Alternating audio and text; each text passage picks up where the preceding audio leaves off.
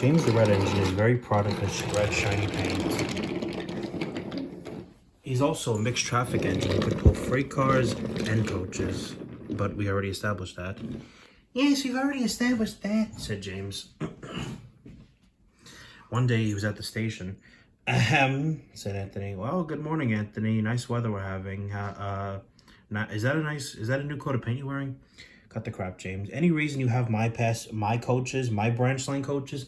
Well, it's your day off, and Meredith said I could use them. But. Don't throw your butts at me, Mr. Anthony. James, off you go. Thank you. Oh, there's going to be hell to pay, said Anthony. But he said it to himself.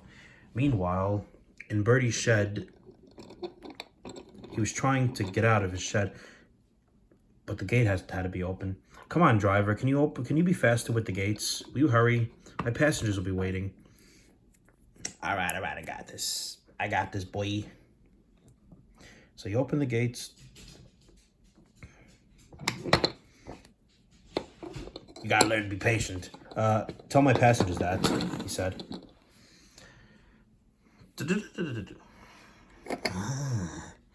Wait till my boss hears about this. We gotta stop passengers from taking transportation on this railway. We're gonna scrap this railway. But how? And what boss? Why am I talking to myself? Oh, those freight cars down there don't like engines. I better go talk to them. Hello? Who are you?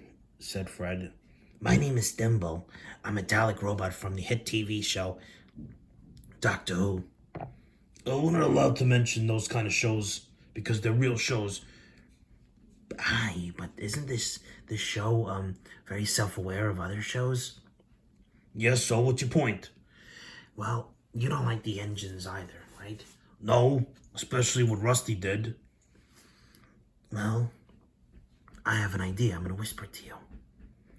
If we work together. So Thimble whispered everything to Fred.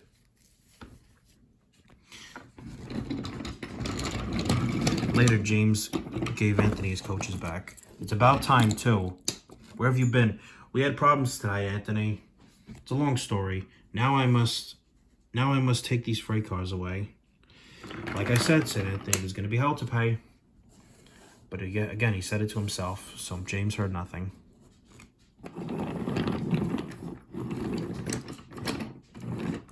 So James pulled the cars away.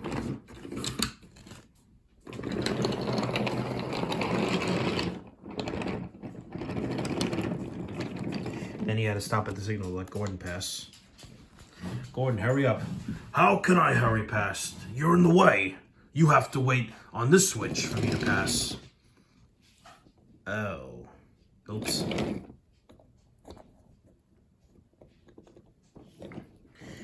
But then Fred biffed James's tender clean off. What have you done? Said James. You're making me late. Gordon saw nothing. So James passed, and by the time Gordon did notice, James, wait! They took your they took your tender away. But James was far away in a huff.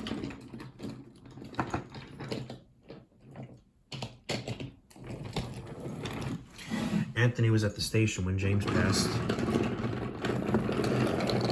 James, that's not your tender. What do you mean it's not my tender? Of course it's my tender. It's red, isn't it? It's gotta be my tender, he said. The plan's working, said Fred in his walkie-talkie to Thimble. Excellent. So then James went up Gordon's Hill, and that's when the trouble began. On, they said. So James went really fast. Whoa! And then James wisely looked back. Why, you... Fred! What'd you do to my tender? It's gone now. On, screamed the cars.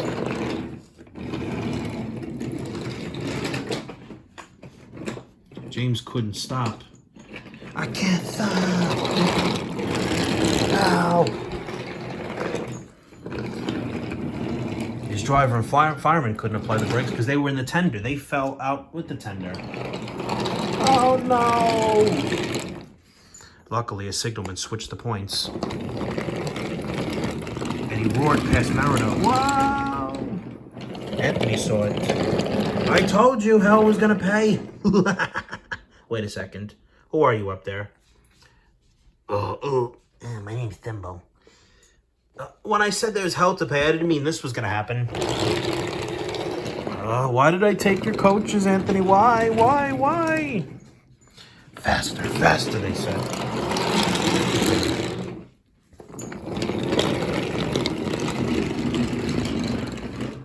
And then just then, Gordon was at the station with the express. Oh no! Oh no is right! Gordon tried to reverse, but it was too late.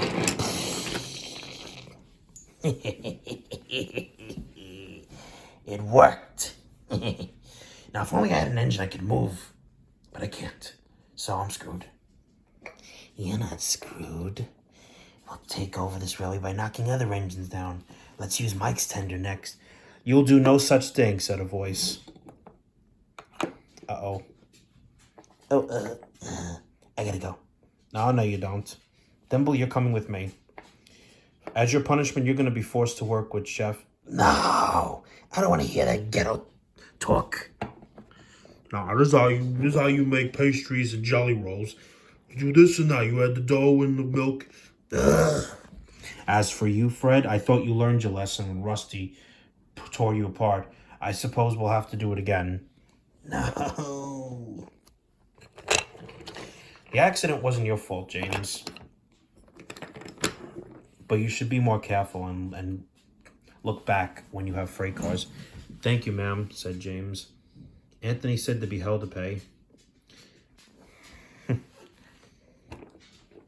Luckily, the passengers weren't hurt, by the way.